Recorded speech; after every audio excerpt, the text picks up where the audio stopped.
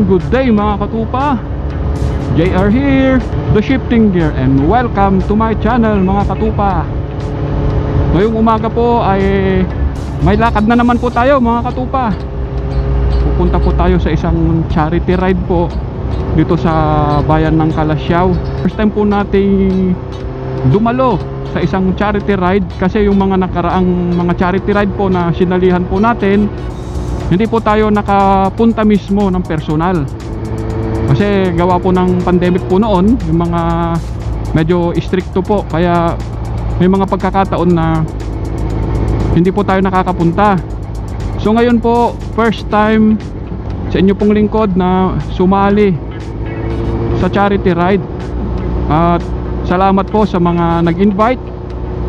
Mamaya po ipapakita ko po kung anong pangalan ng grupo po nung mga yon na nag-organize po.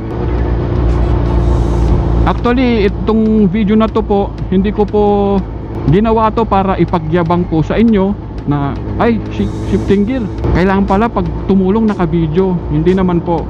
Ito lang po ay encouragement po sa lahat ng mga katupa po dyan, mga kapwa po nating mga rider at mga individuals po na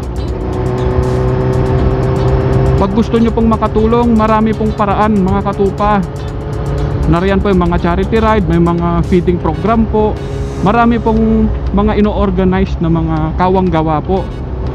So ini-encourage ko po kayo mga katupa na pag may mga naitabi naman po tayo dyan na kahit pa paano sumusobra naman po ng konti, di naman po tayo mayaman. Sabi ko nga po mga katupa, simpleng tao lang po tayo, pero kahit pa paano po sa maliit na paraan ay nakakatulong po tayo. Ayun po ay goal din po naming mag-asawa ni Boss Madam, na nice din po naming maging blessing, dahil sabi nga po, di po ba, pag bless po tayo ni Lord, we should be a blessing to others also. Kasi yun po talaga yung purpose po natin kung bakit tayo binibless ng Panginoon mga katupa. Binibless po tayo para maging blessing po tayo.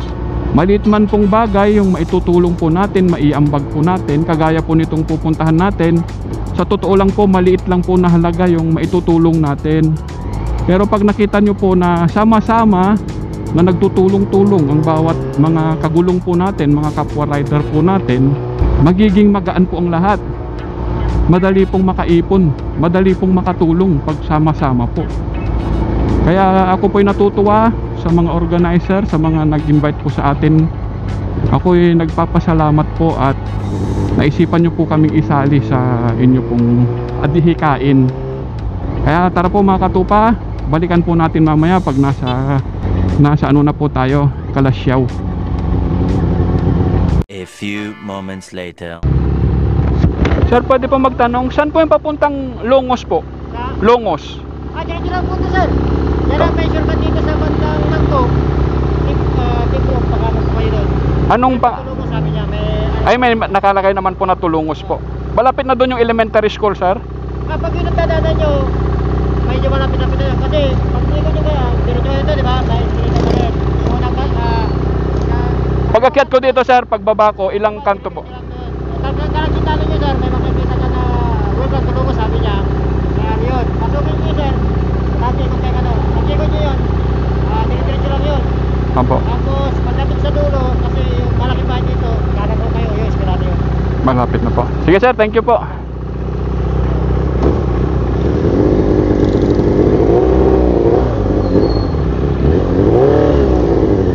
One eternity later. Inner may Longos, bossing. Longos LM School po. Longos Elementary School. Ay, diretso laba dyan. Pakanan po. Thank you po. Thank you po. Ayaw na yata. Napagod. Pagdating nyo sa kanto, kanan kayo. Kanan na po. Thank you po. Napagod na.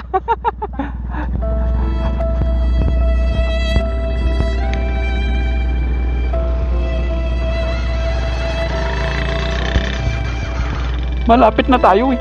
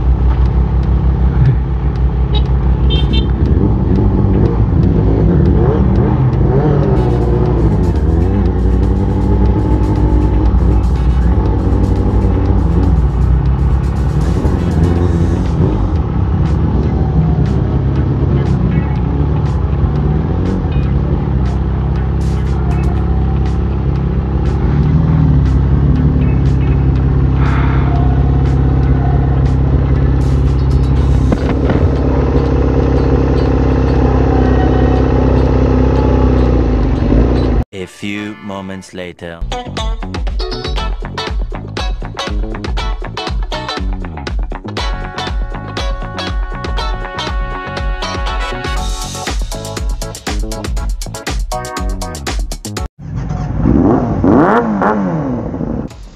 ayun nga po mga katupa, narito na po tayo sa bahay. Nakauwi na po tayo mga katupa.